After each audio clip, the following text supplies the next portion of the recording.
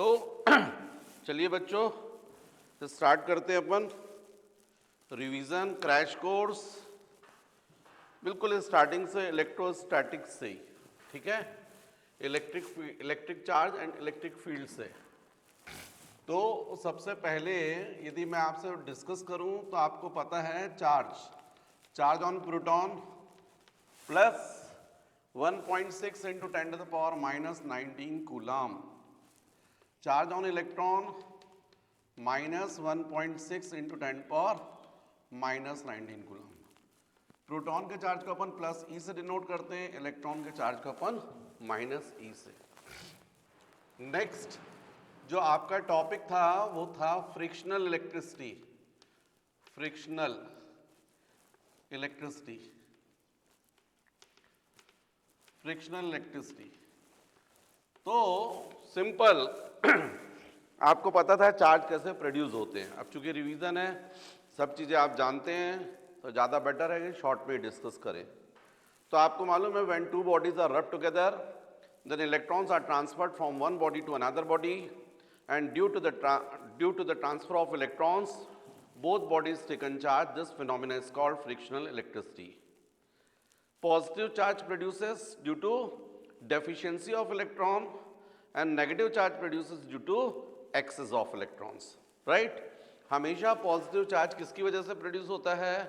Electron की deficiency की वजह से, और नेगेटिव चार्ज प्रोड्यूस होता है due to excess of electron. Positive charge due to deficiency of electron और negative charge due to excess of electron. जब अपन टू बॉडीज को रब करते हैं तो एक बॉडी से दूसरी बॉडी पर इलेक्ट्रॉन ट्रांसफर होते हैं, जिसमें से इलेक्ट्रॉन निकल जाते हैं उस पर इलेक्ट्रॉन की डेफिशिएंसी हो जाती है, पॉजिटिव चार्ज आ जाता है। सेकेंड बॉडी जिस पर इलेक्ट्रॉन ट्रांसफर होते हैं उस पर इलेक्ट्रॉन एक्सेस में हो जाते हैं, इसलिए उस पर नेगेटिव चार्ज आ जाता है। नेक्स्ट बच्चों, फ्रिक्शनल इलेक्ट्रिसिटी के बाद आपने डिस्कस किया था law of conservation of charge. Law of conservation of charge. What is law of conservation of charge? According to law of conservation of charge, in an isolated system, charge neither be created nor be destroyed. It remains conserved. System में एक single particle को तो आप charge कर सकते हो, लेकिन gene two bodies को आप फ्रिक्शन कर रहे हो उनको बोलते हैं सिस्टम। तो उसमें अपन को मालूम है फर्स्ट में से जितने इलेक्ट्रॉन निकलेंगे सेकंड में उतने ही जाएंगे। तो फर्स्ट पर जितना पॉजिटिव चार्ज आएगा उतना सेकंड पर नेगेटिव चार्ज आएगा। टोटल चार्ज कैसा रहेगा? कंजर्व। तो this is law of conservation of charge. फिर नेक्स्ट इसके बाद बच्चों आप लोगों ने जो डिस्कस किया था वो था प्रिंसिपल ऑफ क्वांटिजेशन। क्या था? Principal of quantisation. What is principle of quantisation? So according to principle of quantization, the charge occurs on the bodies is always integer multiple of charge of electron. कभी भी किसी भी body पर जो charge होता है उसको अपन किससे डिनोट करते हैं? स्मॉल क्यू या फिर कैपिटल क्यू से। तो किसी भी बॉडी पर चार्ज कितना होता है? इलेक्ट्रॉन के चार्ज का integer multiple. What is the? Charge on electron, और एन मतलब इंटीजर। तो कभी भी किसी बॉडी पर जो चार्ज होता है वो कितना होता है? इलेक्ट्रॉन के चार्ज का integer multiple. This is principle of quantization. According to principle of quantization, the charge occurs on the bodies is always integer multiple of charge of electron, where N means what? Integers. Integers मतलब N is equal to 1, 2, 3 and so on. Next, अच्छा, लेकिन कुछ bodies ऐसी हैं जिन पर charge कितना मिला गया है? इलेक्ट्रॉन के चार्ज का 1/3 और 2/3।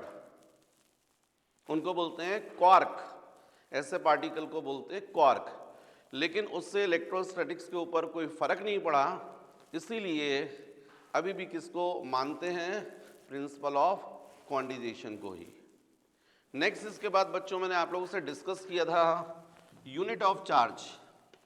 यूनिट ऑफ चार्ज तो आप लोग को याद होगा, मैंने बताया था I is equal to Q by T.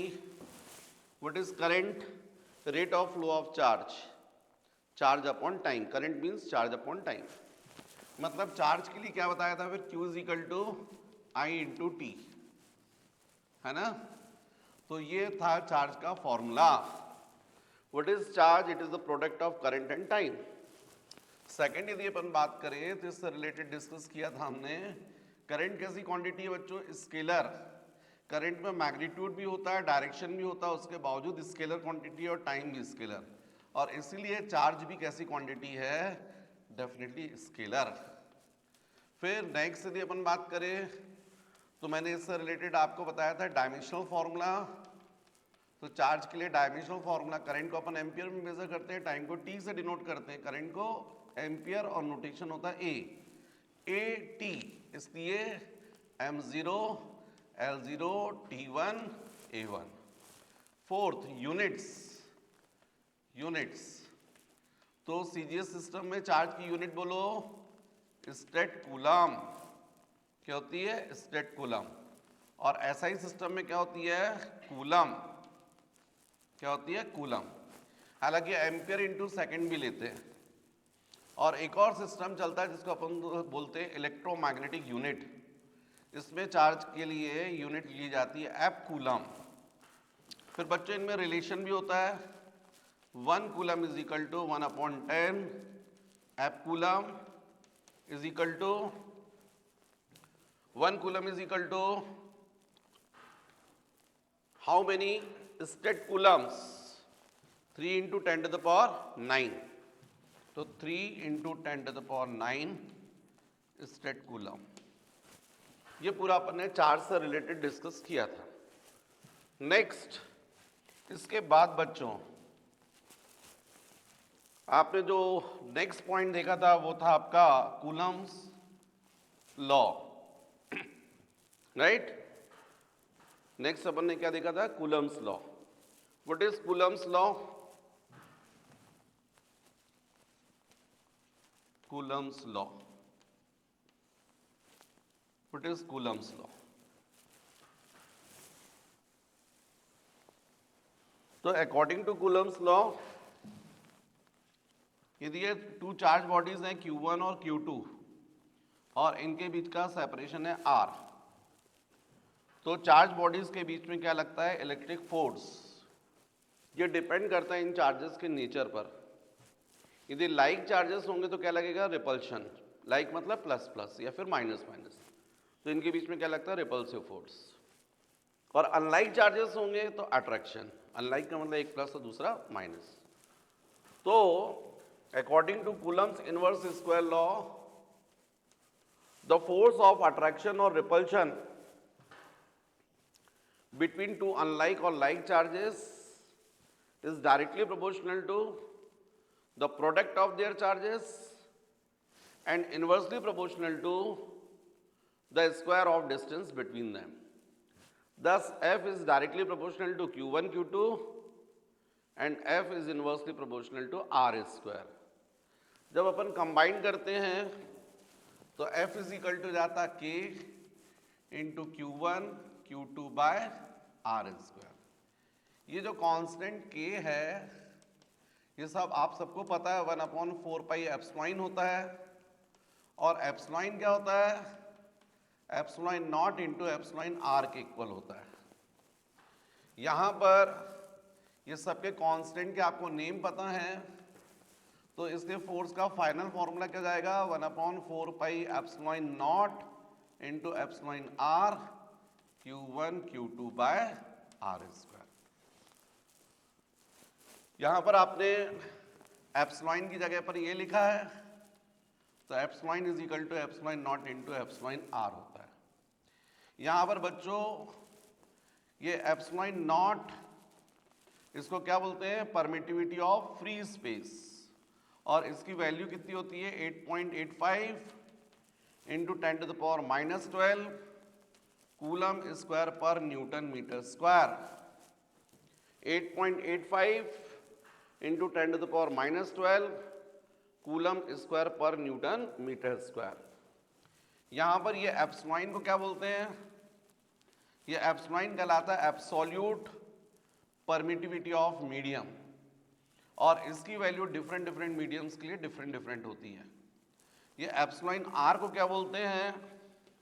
तो क्रॉस मल्टीप्लाई कर दोगे तो क्या जाएगा एप्सिलॉन अपॉन एप्सिलॉन नॉट, मतलब किसी मीडियम की परमिटिविटी किसके रिस्पेक्ट में, फ्री स्पेस के रिस्पेक्ट में।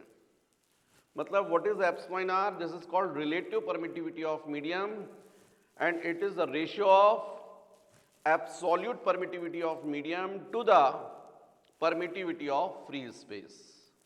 मतलब किसी भी मीडियम की परमिटिविटी को अपन कंपेयर करते हैं किससे, एप्सिलॉन नॉट से। और चूंकि डिफरेंट मीडियम के लिए एप्सिलॉन नॉट डिफरेंट होता है, इसीलिए डिफरेंट मीडियम्स के लिए रिलेटिव परमिटिविटी की वैल्यू भी डिफरेंट होती है। ये रिलेटिव परमिटिविटी को बच्चों डाइलेक्ट्रिक कांस्टेंट भी बोलते हैं। इस रिलेटिव परमिटिविटी को अपन क्या बोलते हैं, डाइलेक्ट्रिक कांस्टेंट भी बोलते हैं। और हमेशा कई बुक्स में, कई बार क्वेश्चंस में कैपिटल के से भी डिनोट करते हैं। तो ये जो एप्सिलॉन आर है, रिलेटिव परमिटिविटी और डाइलेक्ट्रिक कांस्टेंट, इसकी वैल्यू हमेशा कैसी होती है, ग्रेटर देन 1 और इक्वल टू 1। यदि हम बात करते हैं एयर के लिए, फॉर एयर, तो एप्सिलॉन आर की वैल्यू होती है 1। यदि वाटर के लिए बोलते हैं तो एप्सिलॉन आर की वैल्यू होती है 81। मेटल्स के लिए बात करते हैं तो एप्सिलॉन आर की वैल्यू होती है इनफाइनाइट। कुल मिलाकर जो आपने डिस्कस किया, F is equal to 1/4 pi epsilon naught epsilon R Q1 Q2 by R square. यहां पर हम 1 को यदि डिवाइड कर दें 4 से, पाई मतलब 3.14 और एप्सिलॉन नॉट मतलब 8.85 × 10⁻⁻12। तो ये सॉल्व करने से कितना आता है, ये आता है 9 × 10⁻⁹। इसलिए इस इलेक्ट्रिक फोर्स को, इसको कोलम्बियन फोर्स भी बोलते हैं, इलेक्ट्रिक फोर्स भी बोलते हैं। इसका फॉर्मूला अपन लिखने लगते हैं 9 × 10⁹ upon epsilon R Q1 Q2 by R square, right. यदि एयर में बोलेंगे तो यही एप्सिलॉन आर की वैल्यू कितनी हो जाएगी, 1। फिर बच्चों जब ये आपने कूलम्स लॉ देखा था तो इसकी लिमिटेशंस भी देखी थी। आपको पता है ये लॉ जो है वो किसके लिए ट्रू है, only for the rest and point charges. Thus there are two limitations. First, this law is valid only for the rest and point charges। ये केवल किसके लिए ट्रू है, rest and point charges. Moving charges के बीच में electric force नहीं लगेगा, इसीलिए तो अपन इलेक्ट्रोस्टैटिक्स बोल रहे हैं ना, electrostatics electricity related to rest charge. तो this law is valid only for the point and rest charges, छोटे चार्ज, पॉइंट चार्जेस। सेकेंड, ये लॉ केवल उन चार्जेस के लिए ट्रू है जिनके बीच का डिस्टेंस 10⁻⁻15 मीटर से कम होता है। Electric force, this law is valid only for the distance between the charges which is greater than 10⁻⁻15 metre. यदि 10⁻⁻15 मीटर से कम होगा तो फिर चार्जेस के बीच में इलेक्ट्रिक फोर्स नहीं लगेगा। इसका मतलब न्यूक्लियस का डायमीटर 10⁻⁻15 मीटर है, तो न्यूक्लियस के अंदर होते हैं प्रोटॉन्स, और प्रोटॉन्स के बीच का डिस्टेंस, इसका मतलब क्या हो गया, 10⁻⁻15 मीटर से कम हो गया। मतलब वहां पर न्यूक्लियस के अंदर प्रोटॉन के बीच में इलेक्ट्रिक फोर्स नहीं लगेगा, तो उस फोर्स को हम लोग क्या बोलते हैं, न्यूक्लियर फोर्स। ये सब ऑब्जेक्टिव टाइप क्वेश्चंस बनते हैं। तो बच्चों ये अपन ने डिस्कस किया, लेकिन यदि मैं आपसे पूछूं कि मुझे बताओ एप्सिलॉन आर जो है इसकी यूनिट क्या होगी, तो डेफिनेटली आप देख रहे हैं यहाँ मैंने वैल्यू भर लिखी है, यूनिट नहीं लिखी है। इसका मतलब ये यूनिटलेस है, ये डायमेंशनलेस है। क्यों? क्योंकि प्योर रेशो है। जो यूनिट एप्सिलॉन की होती है वही एप्सिलॉन नॉट की होती है, दोनों यूनिट कैंसिल हो जाती हैं। इसलिए एप्सिलॉन आर रिलेटिव परमिटिविटी ये डायमेंशनलेस भी है और यूनिटलेस भी है। तो फिर मेरा क्वेश्चन उठेगा, फिर ये एप्सिलॉन नॉट या एप्सिलॉन इसके लिए यूनिट क्या होगी, इसका डायमेंशनल फॉर्मूला क्या होगा? तो बहुत इजीली आप निकाल सकते हैं। यदि आप देखें तो इलेक्ट्रिक फोर्स का फॉर्मूला F इजिकल टू आपने लिखा था 1/4 pi epsilon naught epsilon R Q1 Q2 by R square. इसमें एप्सिलॉन नॉट को यदि आप क्रॉस मल्टीप्लाई कर दें तो 1/4 पाई एप्सिलॉन आर, यहाँ Q1 Q2 by F into R square आ जाएगा। अब आपको पता है 4 न्यूमेरिकल वैल्यू है, पाई 3.14 ये भी न्यूमेरिकल वैल्यू और एप्सिलॉन आर ये भी यूनिटलेस है। इसका मतलब एप्सिलॉन नॉट की यूनिट होनी चाहिए कूलम इंटू, क्योंकि ये पूरा एसआई सिस्टम में चल रहा है, ये पूरा एसआई सिस्टम में, ये सब कुछ सारी बातें एसआई सिस्टम में ही हैं। तो चार्ज के लिए coulomb into coulomb, coulomb square, force के लिए न्यूटन और ये मीटर स्क्वायर। इसीलिए देखिए यहां जब मैंने वैल्यू लिखी थी तो एप्सिलॉन नॉट की वैल्यू लिखी थी तो यूनिट भी लिखी थी coulomb square per newton metre square. ये यूनिट कहां से आई है? यहीं से आई है। यदि मैं आपसे पूछूं एप्सिलॉन नॉट का डायमेंशनल फॉर्मूला बता दीजिए, ये सब ऑब्जेक्टिव टाइप क्वेश्चंस बनते हैं। डायमेंशनल फॉर्मूला बता दीजिए तो आप बहुत इजीली निकाल लेंगे। एप्सिलॉन नॉट चार्ज के लिए आपको पता है 80 एम्पियर इंटू टाइम, अभी थोड़ी देर पहले बताया मैंने, एम्पियर इंटू टाइम, तो स्क्वायर हो जाएगा ये। Newton, what is Newton?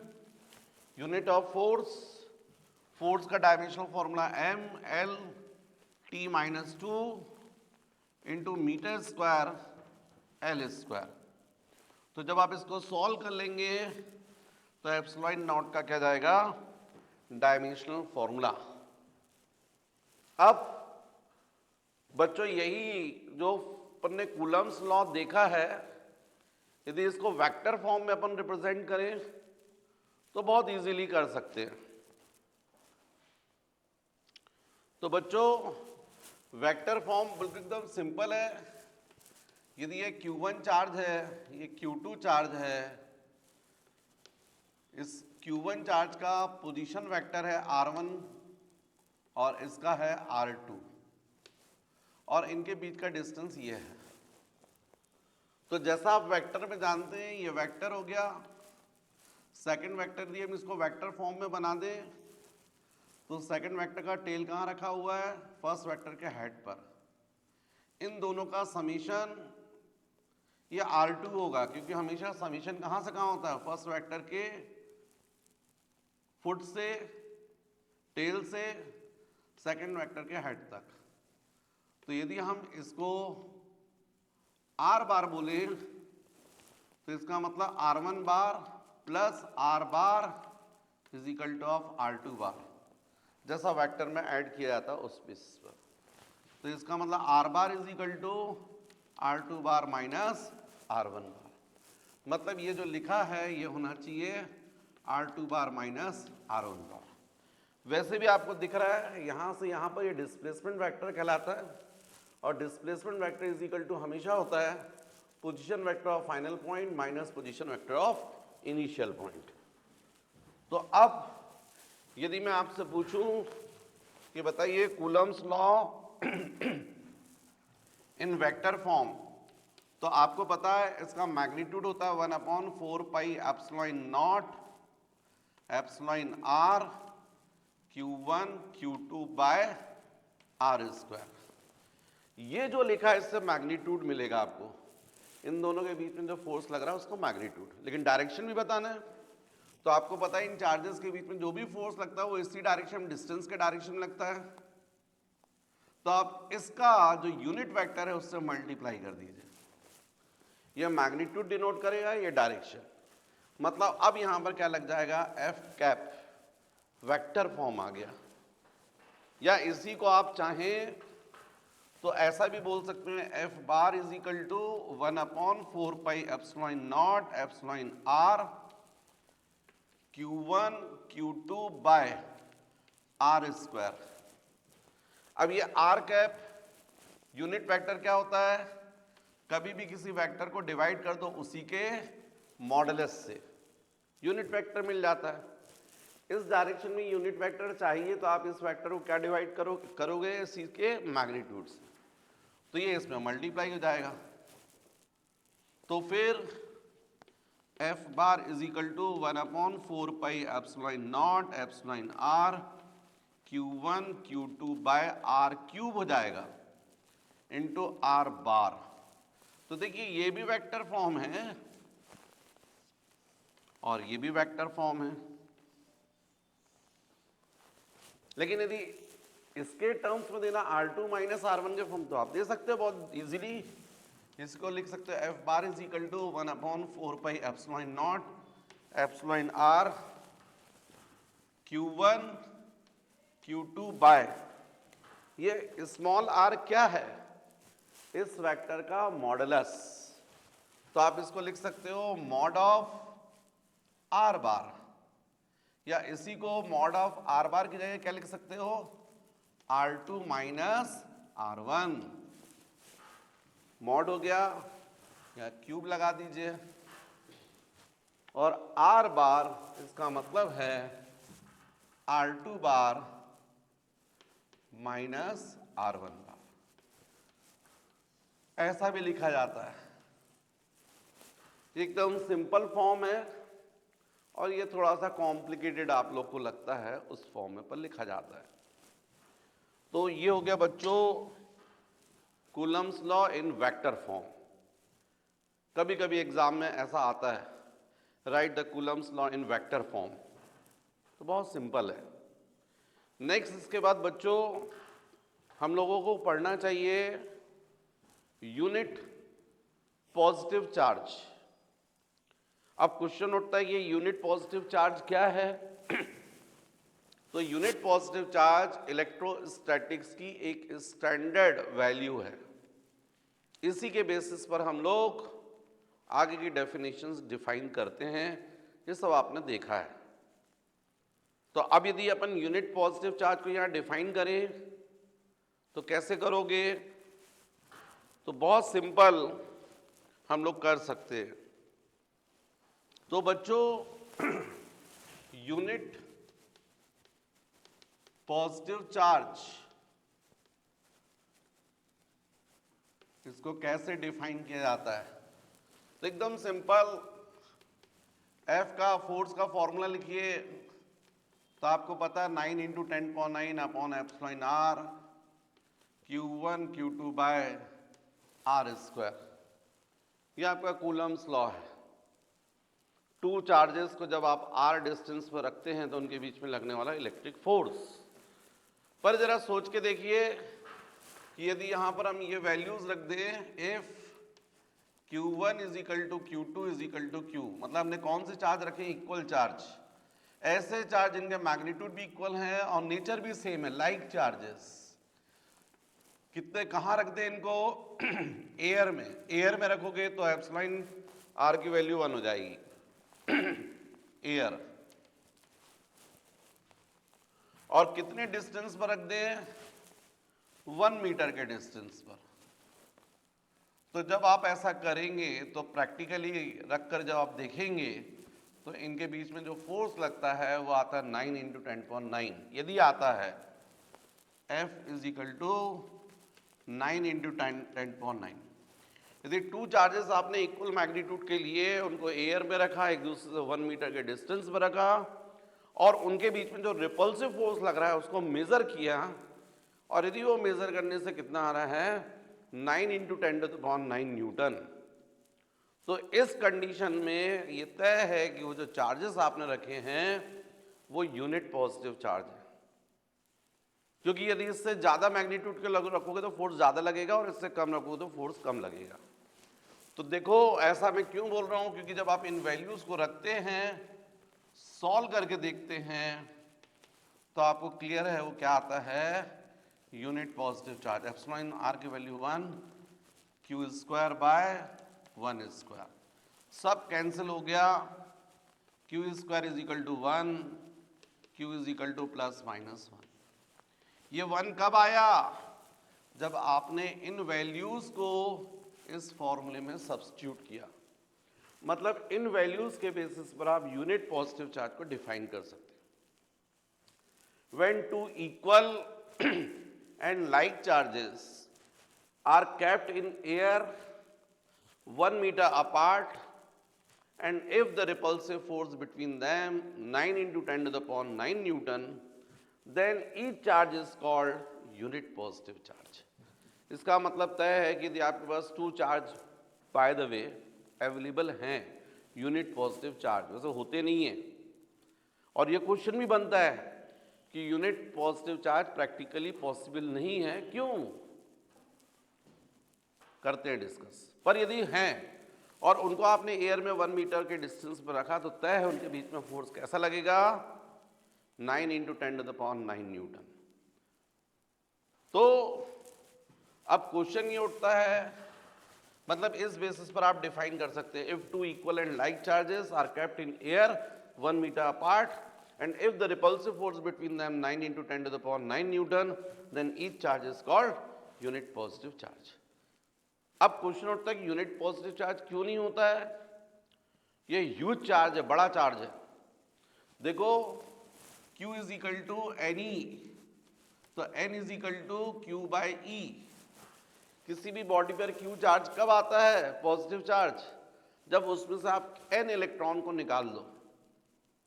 किसी भी बॉडी पर Q नेगेटिव चार्ज कब आता है, जब उस पर आप N इलेक्ट्रॉन्स एक्सेस में कर दो। तो यदि पॉजिटिव चार्ज है तो N की वैल्यू कितनी होनी चाहिए, तो N is equal to Q की वैल्यू 1 कर दीजिए, और E आपको पता है 1.6 इंटू 10 पावर माइनस 19। इसको सॉल्व करेंगे, ये आएगा 6.25 इंटू 10 पावर 18। इतने इलेक्ट्रॉन जब आप किसी बॉडी में से रिमूव करोगे तब उस पर डेवलप होता है यूनिट पॉजिटिव चार्ज। इतने सारे इलेक्ट्रॉन को किसी बॉडी से रिमूव करना टफ है, इसलिए यूनिट पॉजिटिव चार्ज कैसा चार्ज है, इमेजिनरी चार्ज है।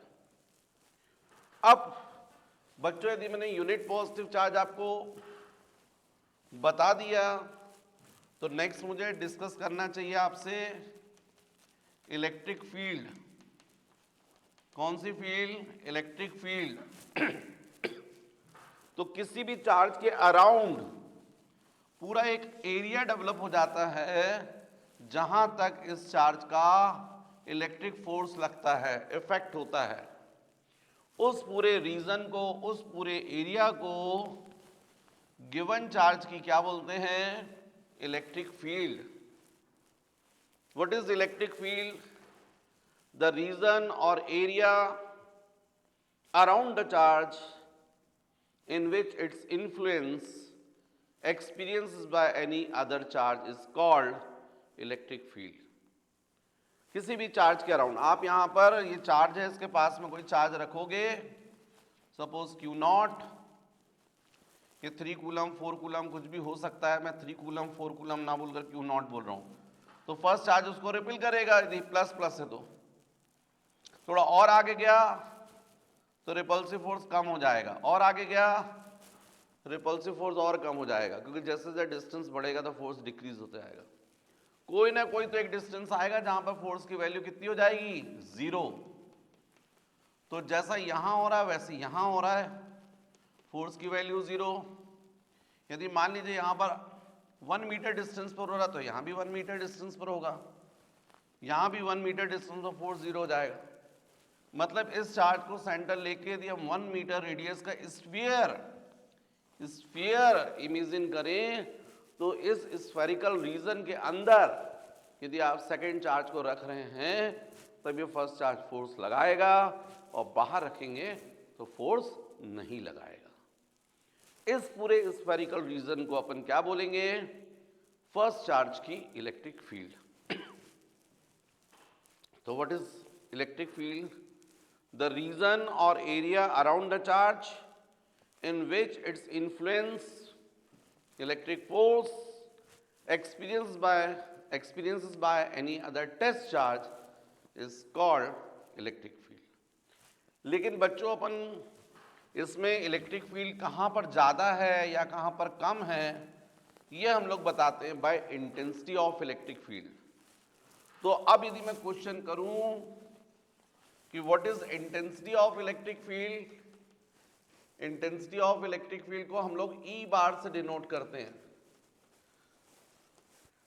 इंटेंसिटी ऑफ इलेक्ट्रिक फील्ड, तो इसकी तो डेफिनेशन एकदम सिंपल है कि यदि आपको किसी पॉइंट पर इंटेंसिटी ऑफ इलेक्ट्रिक फील्ड बताना है तो वहां पर टेस्ट चार्ज को रख दीजिएगा।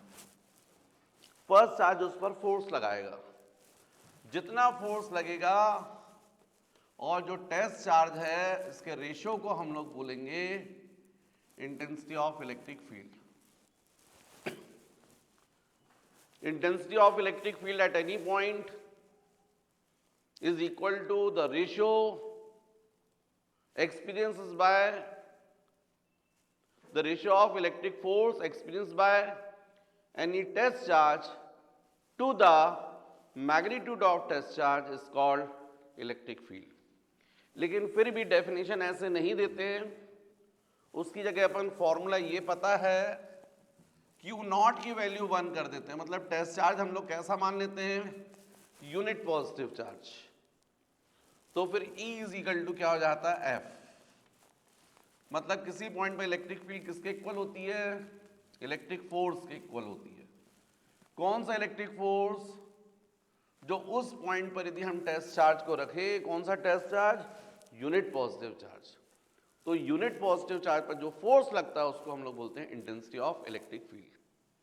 दस intensity of electric field at any point is equal to the force experienced by unit positive charge when placed at that point.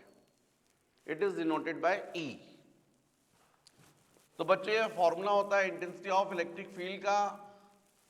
आप सबको पता है फोर्स वेक्टर है, इसलिए इंटेंसिटी ऑफ इलेक्ट्रिक फील्ड भी वेक्टर होगा। और इंटेंसिटी ऑफ इलेक्ट्रिक फील्ड का डायरेक्शन हमेशा कहां से कहां होता है? From positive charge to negative charge. क्यों? क्योंकि आप, अच्छा ये क्या बोल रहा हूं मैं? इंटेंसिटी ऑफ इलेक्ट्रिक फील्ड क्या बता रहा हूं मैं आपको? Vector quantity. डायरेक्शन तो मैं समझा ही रहा हूं, ये पॉजिटिव चार्ज है, ये नेगेटिव चार्ज है। यहां पर मैं पूछूं आपसे कि बताइए इंटेंसिटी का क्या डायरेक्शन होगा, तो आपको पता है इंटेंसिटी का मतलब होता है force experience by unit positive charge. तो जब यहां पर आप यूनिट पॉजिटिव चार्ज को रखेंगे तो ये प्लस चार्ज रिपल्सिव फोर्स लगाएगा और माइनस इसको अट्रैक्ट करेगा। ये दोनों फोर्स सेम डायरेक्शन में है, इसलिए इस यूनिट पॉजिटिव चार्ज पर जो फोर्स लगेगा वो इस डायरेक्शन में लगेगा, प्लस टू माइनस। इसलिए intensity of electric field vector quantity है और इसका जो डायरेक्शन होता है वो होता है from positive charge to negative charge. Third, यदि मैं आपसे क्वेश्चन करूं कि बताइए dimensional formula of intensity of electric field, तो बहुत इजीली निकाल सकते हैं आप, क्योंकि आपको पता है force upon test charge. Force MLT minus 2, charge AT। तो क्या हो जाएगा dimensional formula? MLT minus 3 A minus 1। यदि मैं आपसे पूछूं यूनिट इन सीजीएस सिस्टम, तो आपका आंसर होना चाहिए डाइन पर स्टेट कूलम। डाइन पर स्टेट कूलम, क्योंकि फोर्स की यूनिट सीजीएस सिस्टम में डाइन है। और एसआई सिस्टम में तो आप बोलेंगे न्यूटन पर कूलम। न्यूटन पर coulomb. Intensity of electric field की यूनिट क्या होती है? न्यूटन पर कूलम। इसके अलावा आपको पता है, चूंकि आप लोग पढ़ चुके हैं, इलेक्ट्रिक पोटेंशियल के बेसिस पर भी E is equal to del V by del X. Del V मतलब पोटेंशियल डिफरेंस, डेल एक्स मतलब डिस्टेंस। पोटेंशियल डिफरेंस को हम लोग वोल्ट में मेजर करते हैं, डेल एक्स डिस्टेंस को मीटर में, इसलिए वोल्ट पर मीटर भी होती है, वोल्ट पर मीटर ये भी होती है। तो इंटेंसिटी ऑफ इलेक्ट्रिक फील्ड से रिलेटेड डिस्कशन मैंने किया, आपको डेफिनेशन बताई। Intensity of electric field at any point is equal to the force experienced by unit positive charge when placed at that point. It is a vector quantity, dimensional formula MLT minus A minus 1. Units in CGS system dynes per square coulomb, in SI system Newton per coulomb और volt per meter. अब next बच्चों अपन को देखना चाहिए electric lines of force. थोड़ा सा बच्चों दिमाग में मुझे खटक रहा था, इलेक्ट्रिक लाइन्स ऑफ फोर्स से पहले मैंने जो आपको कूलम्स लॉ बताया था, E is equal to 1/4 pi epsilon naught epsilon r Q1 Q2 by R square. ये जो फॉर्मूला होता है ये SI सिस्टम में होता है, लेकिन जब CGS सिस्टम में अपन बात करें तो CGS सिस्टम में 1/4 पाई एप्सिलॉन नॉट की वैल्यू 1 होती है।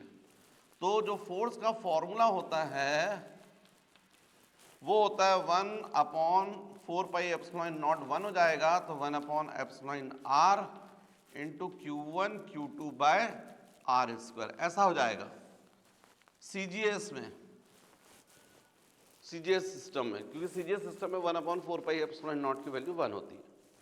तो यहाँ पर अपन जब चार्ज की वैल्यू रखेंगे तो स्ट्रेट कूलम्स में रखेंगे और डिस्टेंस की वैल्यू सेंटीमीटर में, तब फोर्स जो आएगा वो किस में आएगा, डाइन्स में आएगा। तो मुझे लग रहा था थोड़ा सा ये मुझे बताना चाहिए था, इसलिए मैंने अलग से इसको डिस्कस किया। नेक्स्ट जो पॉइंट है वो इलेक्ट्रिक लाइन्स ऑफ फोर्स, लेकिन मैं सोच रहा हूँ उससे पहले आपसे डिस्कस करूँ intensity of electric field at any point due two point charge. Intensity of electric field at any point due two point charge. तो बच्चों यदि कोई पॉइंट चार्ज ये है Q, तो इससे R डिस्टेंस पर इंटेंसिटी ऑफ इलेक्ट्रिक फील्ड कितना होगा, बहुत इजीली आप बता सकते हैं। आप तुरंत इस पॉइंट P पर टेस्ट चार्ज को रख दीजिए। अब आपसे क्वेश्चन किया जाए फोर्स कितना लगेगा, तो आपको पता है, और इंटेंसिटी क्या होती है, तो फोर्स अपॉन टेस्ट चार्ज। ये फोर्स किस पर, इस टेस्ट चार्ज पर। तो फोर्स का फॉर्मूला क्या होगा, 1/4 pi epsilon naught epsilon r Q naught by R square. यदि इसको यहाँ सब्स्टिट्यूट कर दिया जाए तो E is equal to 1/4 pi epsilon naught epsilon r Q naught by R square upon Q naught. ये Q नॉट कैंसिल, तो इस तरीके से आपको फॉर्मूला मिलेगा E is equal to 1/4 pi epsilon naught epsilon r Q by R square. This is what intensity of electric field at any point due to point charge. Q charge की वजह से ही है। आपको दिख रहा है यहाँ E जो है inversely proportional to R square, मतलब इस पॉइंट चार्ज से जैसे जैसे डिस्टेंस बढ़ता जाएगा इंटेंसिटी ऑफ इलेक्ट्रिक फील्ड क्या होती जाएगी, डिक्रीज होती जाएगी। इंटेंसिटी ऑफ इलेक्ट्रिक फील्ड का मतलब यूनिट पॉजिटिव चार्ज पर जो फोर्स लगेगा वो कम होता जाएगा। मतलब इस पॉइंट चार्ज के क्लोज यूनिट पॉजिटिव चार्ज को रखोगे तो फोर्स ज़्यादा लगेगा, इंटेंसिटी हाई कहलाएगी, और आगे बढ़ाओगे फोर्स की वैल्यू कम हो जाएगी, इंटेंसिटी को कहा जाएगा कम हो गई है। तो यदि हम ग्राफ स्केच करते हैं between intensity of electric field and distance, तो ग्राफ ऐसा होगा। पॉइंट चार्ज की क्लोज इंटेंसिटी हाई, और जैसे जैसे डिस्टेंस बढ़ता है इंटेंसिटी क्या हो रही है, डिक्रीज होती जा रही है। नेक्स्ट, अब बच्चों अपन डिस्कस कर सकते हैं electric lines of force. Electric lines of force. Electric lines of force. यदि मैं क्वेश्चन करूं कि मुझे बताइए, डिफाइन कीजिए electric lines of force, what is, या सिंपल क्वेश्चन आता है define electric lines of force, तो यदि आपको डेफिनेशन देनी है तो सिंपल बोला जाता है, यदि यहां प्लस चार्ज है माइनस, तो इलेक्ट्रिक लाइंस ऑफ फोर्स हमेशा ऐसी मूव करती हैं, ऐसी प्लस टू माइनस, और यदि इसके किसी पॉइंट पर टेंजेंट ड्रॉ करते हैं तो वो टेंजेंट उस पर्टिकुलर पॉइंट पर क्या बताती है, नेट इलेक्ट्रिक फील्ड। बस इसी बेसिस पर इसको डिफाइन किया जाता है। Electric lines of force are the imaginary curve on which if the tangent is drawn at any point, then it is indicate the direction of electric field at that point. Electric lines of force imaginary line है, इसके किसी point पर यदि आप tangent draw करते हैं तो वो टेंजेंट उस पर्टिकुलर पॉइंट पर क्या बताता है, नेट इलेक्ट्रिक फील्ड। इसी बेसिस पर डेफिनेशन देते हैं। Electric lines of force are the imaginary curve on which if the tangent is drawn at any point, then it is indicate the direction of electric field at that point. अब यदि आपसे properties की बात की जाए कि बताइए क्या प्रॉपर्टीज होती हैं इलेक्ट्रिक लाइंस ऑफ फोर्स की, तो बिल्कुल सिंपल डेफिनेशन, सिंपल आप प्रॉपर्टीज बता सकते हैं। पहली बात, जो इलेक्ट्रिक लाइंस ऑफ फोर्स होती हैं वो ओपन कर्व होती हैं, हमेशा कहां से कहां मूव करती है, positive charge to negative charge. जबकि magnetic lines of force close curve हैं। ये मैग्नेटिक लाइंस ऑफ फोर्स जो होती हैं वो मैग्नेट के बाहर चलती है नॉर्थ टू साउथ, और मैग्नेट के अंदर चलती है साउथ टू नॉर्थ, इसलिए क्लोज कर्व बोलते हैं उनको। जबकि इलेक्ट्रिक लाइंस ऑफ फोर्स जो केवल और केवल प्लस टू माइनस चलती है, इसलिए इनको क्या बोलते हैं, ओपन कर्व। तो first property electric lines of force, it is open curve and it is always moves from positive charge to negative charge. Second, जो इलेक्ट्रिक लाइंस ऑफ फोर्स होती हैं वो हमेशा चार्ज सरफेस पर कैसी होती हैं, परपेंडिकुलर। मतलब जो पॉजिटिव चार्ज होता है उससे परपेंडिकुलर बाहर निकलती हैं, और नेगेटिव चार्ज जो होता है उसको परपेंडिकुलर इंटर करती है। जबकि मैग्नेटिक लाइंस ऑफ फोर्स में ऐसा नहीं है। मैग्नेटिक लाइंस ऑफ फोर्स जो होती है मैग्नेट से किसी भी एंगल से बाहर निकल लेती है, ऐसा ये एंगल कुछ भी हो सकता है, लेकिन ये हमेशा नॉर्मल होती है। तो सेकंड प्रॉपर्टी यही आएगी, electric lines of force it is always normal at the charge surface, right. Third, electric lines of force कभी भी एक दूसरे को इंटरसेक्ट नहीं करती हैं। क्यों नहीं करती हैं? क्योंकि यदि करेंगी तो जो पॉइंट ऑफ इंटरसेक्शन है वहां पर आप एक टेंजेंट ऐसा ड्रॉ कर दोगे इस कर्व के लिए, और एक टेंजेंट ऐसा ड्रॉ कर दोगे इस कर्व के लिए। ये टेंजेंट क्या बताएगा, net electric field along this direction, और ये क्या बताएगा, net electric field along this direction. किसी भी एक पर्टिकुलर पॉइंट पर नेट इलेक्ट्रिक फील्ड के दो डिफरेंट डायरेक्शन नहीं हो सकते, इसीलिए कभी भी इलेक्ट्रिक लाइंस ऑफ फोर्स एक दूसरे को इंटरसेक्ट नहीं करती। नेक्स्ट यदि मैं बोलूं आपसे प्रॉपर्टी फोर्थ, तो आप सबको पता है ये इलेक्ट्रिक लाइंस ऑफ फोर्स जो रहेंगी प्लस से माइनस की तरफ मूव करेंगी तो ऐसा जाएंगी, ऐसा ऐसा ऐसा। तो इतने रीजन में देखो आप यहाँ पर बहुत सारी हो गई, जबकि सेम रीजन इतना लोगे यहाँ कम आ जाएंगी। मतलब it is denser near the charge surface and rarer away from the charged surface. Charge surface से क्लोज डेंसर होती है।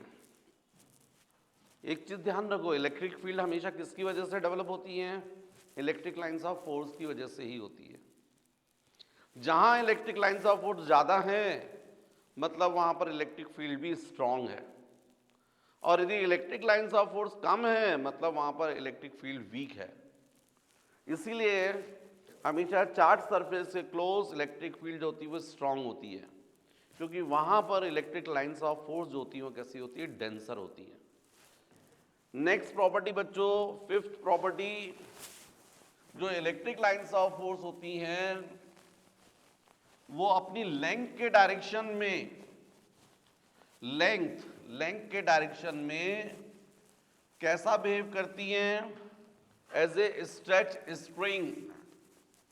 ये प्लस माइनस लेंथ के डायरेक्शन में कैसा बिहेव करती हैं?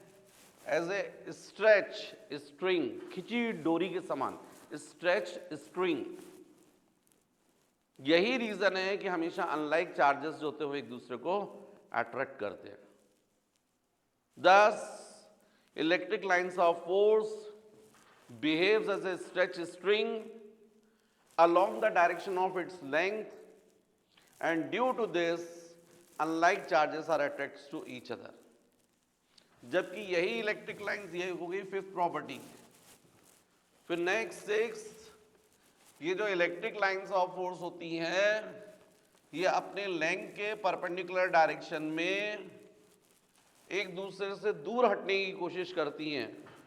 लेंथ के परपेंडिकुलर डायरेक्शन में एक दूसरे से दूर हटने की कोशिश करती हैं, और यही रीजन है कि लाइक चार्जेस जो होते हैं वो एक दूसरे को रिपेल करते हैं। It tends to keep away normal to its length, and due to this the like charges are repels to each other. तो बच्चों ये प्रॉपर्टीज है इलेक्ट्रिक लाइंस ऑफ फोर्स की। इसके बाद मुझे डिस्कस करना चाहिए आपको इलेक्ट्रिक डायपोल। तो नेक्स्ट बच्चों इलेक्ट्रिक डायपोल, इलेक्ट्रिक डायपोल तो नेम से समझ में आ रहा है। डायपोल बोल मतलब टू पोल्स है और इलेक्ट्रिक बोल रहा हूं तो when two equal and unlike charges are kept in a short distance, then system is called electric dipole. When two equal and unlike charges are kept in a short distance, then system is called electric dipole. यदि एक plus charge है minus charge है, equal magnitude, दो plastic ball ले लीजिए, आपस में friction करवाइएगा, एक बॉल में से दूसरी बॉल पर इलेक्ट्रॉन ट्रांसफर हो जाएंगे, दोनों पर चार्ज इक्वल आएगा, एक पर पॉजिटिव और एक पर नेगेटिव। जिस पर इलेक्ट्रॉन की डेफिशिएंसी उस पर पॉजिटिव, जिस पर इलेक्ट्रॉन एक्सेस में उस पर नेगेटिव। अब इनको शॉर्ट डिस्टेंस पर रख दीजिएगा। सिस्टम को हम लोग बोलेंगे इलेक्ट्रिक डायपोल। अब चार्जेस के बीच का डिस्टेंस हम लोग जनरली 2a से डिनोट करते हैं। तो यदि मैं आपसे क्वेश्चन करूं कि बताइए इससे रिलेटेड जो टर्म आती है उसको अपन बोलते हैं dipole moment.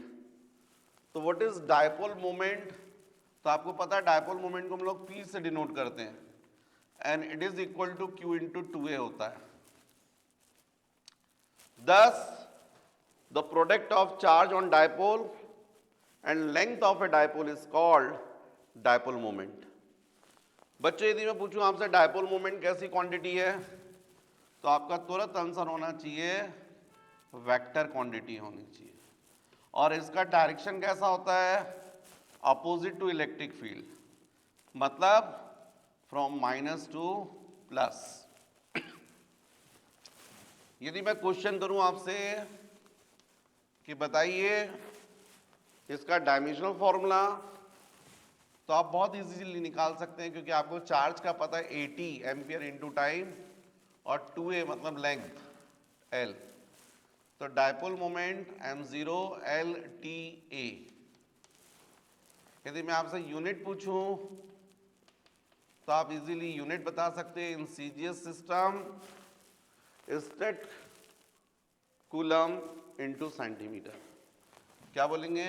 State coulomb into centimetre. In SI system क्या बोलेंगे? Coulomb into metre. अब नेक्स्ट बच्चों, ये इलेक्ट्रिक डायपोल से रिलेटेड जो बातें आती हैं वो होती है नेक्स्ट। यदि ये इलेक्ट्रिक डायपोल है प्लस क्यू माइनस क्यू, तो इसकी वजह से इलेक्ट्रिक फील्ड कहां पर? एक्सिस पर। जब एक्सिस बोलते हो आप तो इसी को बोलते हैं and on position, END, and on position, या इसी को अपन बोलते हैं लॉन्गिट्यूडनल पोजीशन, लॉन्गिट्यूडनल पोजीशन। तो यदि यहां कोई पॉइंट है, इस डायपोल के सेंटर से r डिस्टेंस पर है, डायपोल की लेंथ 2a मतलब हाफ लेंथ a और ये हाफ लेंथ भी a, तो इस पॉइंट पर जो इलेक्ट्रिक फील्ड होगी, इलेक्ट्रिक फील्ड का मतलब आपको यहाँ क्या इमेजिन करना पड़ेगा? Unit positive charge. इस पर ये डायपोल क्या लगाएगा? फोर्स, जिसको आप बोलेंगे इलेक्ट्रिक फील्ड। लॉन्गिट्यूडनल पोजीशन का मतलब अलोंग द एक्सिस, इसी डायरेक्शन में रहेगा। तो इसका फॉर्मूला जब आप लोगों ने पूरा डिराइव किया था तो कितना आया था? Ex is equal to 1/4 pi epsilon naught into epsilon r into 2p r upon r square minus a square to whole square. ये लॉन्गिट्यूडनल पोजीशन पर फॉर्मूला आपने डिराइव किया था।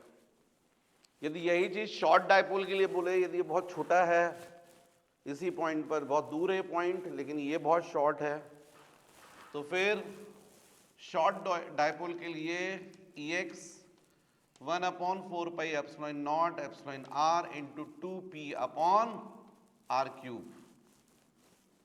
क्योंकि शॉर्ट डायपोल के केस में a बहुत स्मॉल हो जाएगा, a स्क्वायर निग्लिजिबल हो जाएगा, टेंड्स टू 0, उसको छोड़ दोगे आप, r square to whole square r to the power 4 हो जाएगा, एक r कैंसिल होगा, ये फॉर्मूला आ जाएगा। इसी तरीके से इसी डायपोल की वजह से आपने लेटरल पोजीशन पर भी देखा था। लेटरल पोजीशन किसको कहेंगे?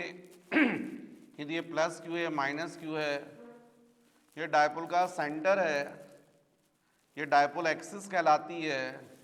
इसके परपेंडिकुलर जो लाइन जाती है उसको हम इक्विटोरियल लाइन बोलते हैं, और जब इक्विटोरियल लाइन पर कोई पॉइंट होता है तो उसको हम लोग बोलते हैं लेटरल पोजीशन। इस लेटरल पोजीशन पर यदि कोई पॉइंट है तो इस पर इंटेंसिटी ऑफ इलेक्ट्रिक फील्ड कितना होगा? तो मान लीजिए इस पॉइंट का डायपोल के सेंटर से डिस्टेंस r है, डायपोल की हाफ लेंथ a और ये भी a। अब यहाँ इंटेंसिटी का मतलब है कि यूनिट पॉजिटिव चार्ज आपको इमेजिन करना पड़ेगा। तो ये प्लस चार्ज क्या करता है? इसको रिपेल करता है, माइनस उसको अट्रैक्ट करता है, और इन दोनों की वजह से नेट इंटेंसिटी ऐसी आती है जिसको आप क्या बोलते हैं? EY। तो जब आपने ये फॉर्मूला डिराइव किया था तो ये फॉर्मूला आया था EY is equal to 1/4 pi epsilon naught epsilon r into p upon r square plus a square to the power of 3/2। लेकिन शॉर्ट डायपोल के केस में a स्क्वायर को निगलेक्ट किया था, तो EY इज इक्वल टू आया था 1/4 pi epsilon naught epsilon r into p upon r cube. इसका मतलब यदि हम Ex अपॉन EY निकालें, सेम डिस्टेंस पर, एक्सिस पर यहां पर जितना डिस्टेंस है उतने ही डिस्टेंस पर यहां पर, तो जो इंटेंसिटी यहां आई, ये इंटेंसिटी यहां, ये डिवाइड कर दोगे तो ये रेशियो आ जाएगा 2:1। इसका मतलब Ex इज इक्वल टू क्या होता है? Twice of EY। जो इंटेंसिटी होगी जस्ट डबल होगी। इंटेंसिटी का मतलब है कि यहां पर r डिस्टेंस पर कोई पॉइंट है, यहां पर यूनिट पॉजिटिव चार्ज आपने रखा, इस पर फोर्स यदि 10 न्यूटन लग रहा है तो इतने ही डिस्टेंस पर एक्सिस पर आर डिस्टेंस पर यदि कोई पॉइंट है पी डैश, वहां यूनिट पॉजिटिव चार्ज रखोगे उस पर कितना फोर्स लगेगा 20 न्यूटन, डबल। तो हमेशा लॉन्गिट्यूडनल पोजीशन पर इंटेंसिटी लेटरल पोजीशन के कंपेयर में जस्ट डबल होती है, राइट, सेम डिस्टेंस पर। नेक्स्ट बच्चों, torque on electric dipole in a uniform electric field. तो आप सबको पता था ये इलेक्ट्रिक फील्ड है और इस इलेक्ट्रिक फील्ड में किसी डायपोल को यदि आप फ्रीली सस्पेंड करते तो वो फील्ड के डायरेक्शन में सेट हो जाता है, लेकिन फील्ड के डायरेक्शन से यदि आप रोटेट करते हैं आप थीटा एंगल, तो उस कंडीशन में उस पर जो टॉर्क लगता है वो होता है P into E into of sine theta. This is what torque on electric dipole in a uniform electric field, tau is equal to P sine theta. और इस डायपोल को यदि हम फील्ड के डायरेक्शन से थीटा एंगल रोटेट करें तो जो वर्क डन है उसका फॉर्मूला होता है P into E into 1 minus cos theta, यदि फील्ड के डायरेक्शन से रोटेट करें तब। लेकिन ऑलरेडी डायपोल फील्ड के डायरेक्शन से थीटा 1 एंगल पर है और फिर यहां से आप थीटा 2 रोटेट करते हैं तो उस कंडीशन में यही फॉर्मूला होता है W is equal to P into E into cos theta 1 minus cos theta 2। अब यदि हम इस डायपोल को इलेक्ट्रिक फील्ड में कैसा रखें, परपेंडिकुलर, इसको बोलते हैं standard position, theta 1 is equal to 90, और फिर यहां से यदि रोटेट करते हैं थीटा एंगल तो जितना वर्क रिक्वायर्ड होता है वो वर्क पूरा स्टोर होता है डायपोल में एनर्जी के फॉर्म में। उसी को हम लोग बोलते हैं potential energy of electric dipole. When electric dipole rotates in uniform electric field from its standard position, that is theta is equal to 90, to any position, then the amount of work required is stored in form of energy. This energy is called its potential energy. और इसका formula था U is equal to minus P into E into cos theta, right बच्चों। तो ये था आपका torque, work done, potential energy. Next इसके बाद बच्चों अपन को डिस्कस करना चाहिए electric flux, Gauss theorem, electric potential, capacitor, right.